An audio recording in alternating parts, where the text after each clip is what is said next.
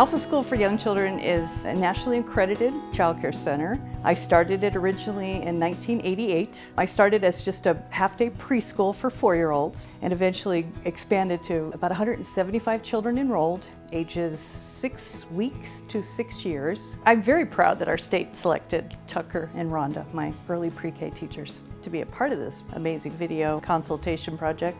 We already asked so much of our teachers, but they ran with it. They were proud to do it.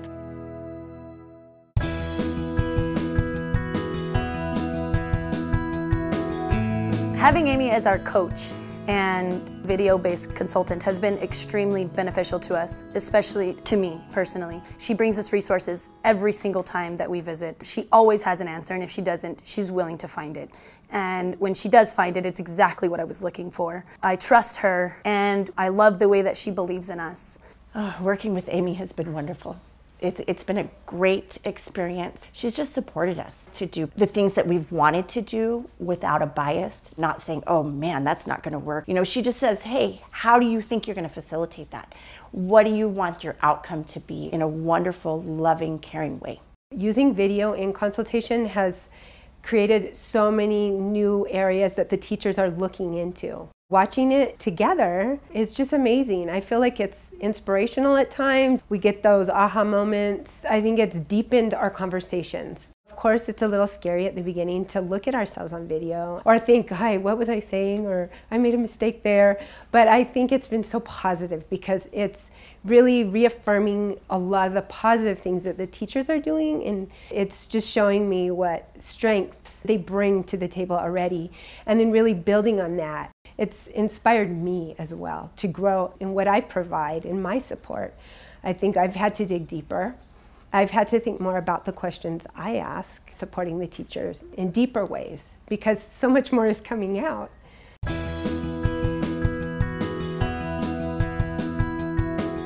Participating in this video-based consultation project has been exciting, and I've seen amazing, powerful results from it. It has grown the relationship between myself, my peers that I work with, and also with the students in the classroom tremendously. I feel like I know them better, and I think that has helped me grow as a teacher.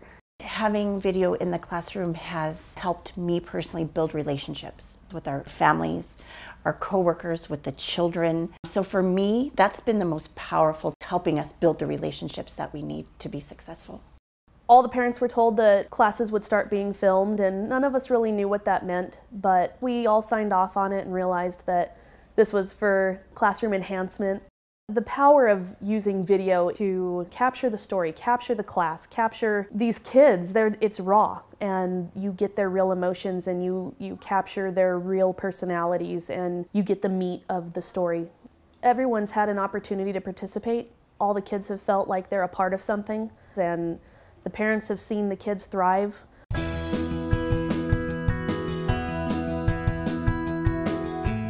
They're both outstanding, very well-experienced teachers, but I think we all have room to grow and learn, and I think this provided that tool for Tucker and Rhonda to see themselves in action, to hear themselves, to add new things to their repertoire. I think it was powerful for them to see themselves. I think it's powerful for all of us to see ourselves like that. Reflection is extremely important for teachers. Everybody come to group, hey! Everybody come to group, hey!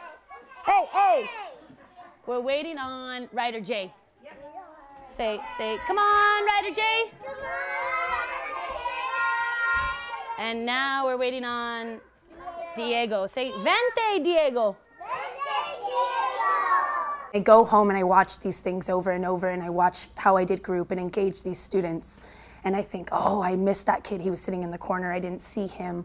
I should have involved him into our group. I should have asked somebody to engage him, join us. I've also learned that I beat myself up a lot. I have learned a lot that I do wrong, but I've also learned a lot that I do right. And I don't think I tell myself enough that I'm doing these things right. Having the camera in the classroom has bettered us as teachers, as co-workers, as learners. We're able to, reflect on the video that we're taking, and, personally I can say, hey, I could have supported Tucker in this way, or hey, I could have supported the children in this way, or backed off a little bit. I've learned more from the children this year than I think that I ever have. Just by reflecting, the video has allowed that to happen. Without reflection, I think it's very hard to grow as a teacher, and it's very hard to inspire children. It does take time, but I think from just watching even a short clip, we can come out with such a rich variety of things that we want to change about ourselves or implement in the classroom. I'm a very shy person. I see myself in camera and I'm like self-conscious. But when we watch the video, we reflect, and the video helps me to be a little bit more confident and know I need a fix. I'm like, why did I say that? Or, oh, I could have done this instead of that. Video has been so powerful on lots of levels. For one example, I come up with pretty crazy ideas that I think are going to work, and then they don't. And video reflection teaches me a lot. Azul, please. Por favor. Dallas colors. I do this really fun activity with the students called swing painting. And we put a piece of paper under the swing, and the students lay on their belly and they paint as they swing. And I learned after watching the video when I got home that they were struggling with the roller that I gave them. I should have given them a regular paintbrush because I decided to spin them a little bit. And when I spin them, the roller wouldn't go with it. So I immediately changed that and tried it the very next day, and that was a lot better. One of the most powerful things that I've learned about myself and my actions in the classroom through reflection was that I was struggling at lunchtime. I had 8 3-year-olds that were sitting and they were enjoying lunch and they were loud and they were jumping, and I struggled with that. I wanted them to sit. I wanted them to be nice and quiet, and I wanted to have that one-on-one time with them and reflect about how their day was going and what they did last night and what they wanted to do during the day. And I couldn't figure out why that need was so strong to do that. And through reflection, I realized that was coming from my childhood, sitting home, at the table with my family, and it was one at a time. Okay, Rhonda, what did you do today? My brother, what did you do today? And I wanted those interactions with the children, and I was struggling with that. So through the reflection, I'm able to have those meaningful conversations, but at a different level. And it may be over 2 or 3 of them saying, hey, what did you do last night? And, oh, well, I did this and I did that. And, oh, I didn't do that. Or, oh, I slept good last night. And so it was important to have those conversations with the children, but I had to do that differently. And I had to set aside my upbringing, my cultural background.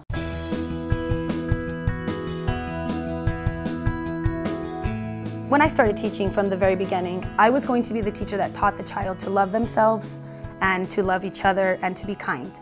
We took the reflection process a little bit further. We wanted to see how children reacted to seeing themselves on camera. I set up a camera at a sensory-based small group that I knew would engage a lot of social interactions and conversation and vocabulary. When I went home, I watched that video and I noticed that one student in particular was getting splashed with water in his face, and I could tell by his body language that he was uncomfortable. He didn't like it at all, but he never voiced it. He just kept taking it.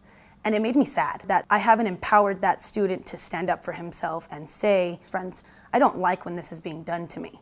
I reflected and I came back the next day and I showed Rhonda and I showed Amy. We sat in our debrief and we talked about what we can do now to give this child a voice. We thought, let's show him his video. And we also wanted his peers around because we may be missing other students not speaking up for themselves as well. So we gathered about 6 or 7 students and I played the video and I showed Caden and his friends. It's going like this. Yeah, and what's happening when he does that? What's happening to the water? It's all draining. It's all splashing. It's splashing. Good job, Kyla Kiss. Look at Caden's face. Does Caden like it? No. No. Caden does not like that splash. I said, did you like what was happening to you? And of course he said no.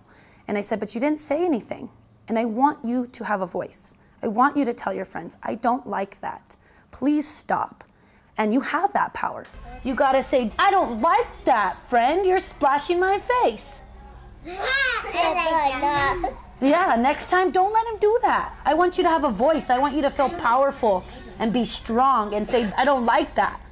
And if you need help, you get a teacher and I will help you. And The way he reacted to that video was very, very powerful, and it stuck with me. He hugged me immediately. He felt that I noticed him, that I acknowledged that he didn't have that voice. And it helped him for the next time. Now he is using his words and telling his friends, please don't sit too close to me. I like my space. I don't like when you do that to me. And that in itself is huge. Give me 5. What did we learn today? Be kind. Be kind. Be kind. Be kind. What does it feel to be kind, Kylie Kiz? What does it make you feel like when you're kind? I'm happy. It makes you happy when you're kind, right? In a reflection time earlier today, it was just great being able to watch the video in the loft and the reflection we saw due to video. We were able to capture many things that we perhaps wouldn't have been able to capture without video. The loft situation was meaningful to me, especially because I didn't realize until it was pointed out to me when we watched the video that I didn't address the safety issue of things falling off the loft could hit somebody. Because when I approached the situation, nobody was under there. So my first thought was, I love my books. Please don't ruin my books. Or don't throw the book off the loft, it's going to break. That was the approach I took, but I should have hit the safety first. I should have said, don't throw that book off the loft, you could hit someone. Or you could hurt yourself trying to throw that book off the loft.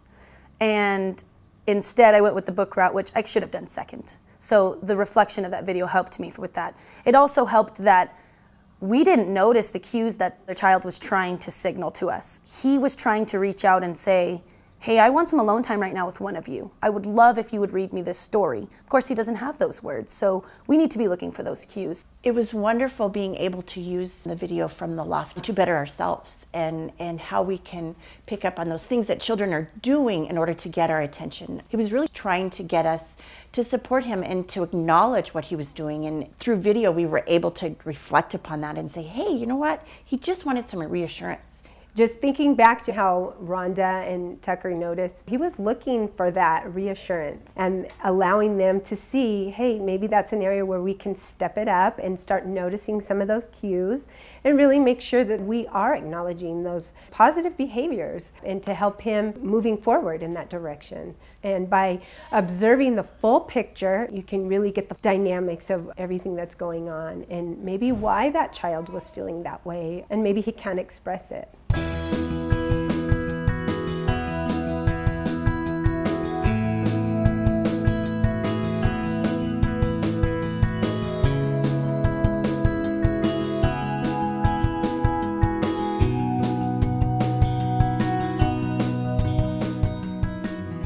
The opportunity has been amazing. I've learned and I've grown much more this year than I have in all of the years that I've been in early childhood.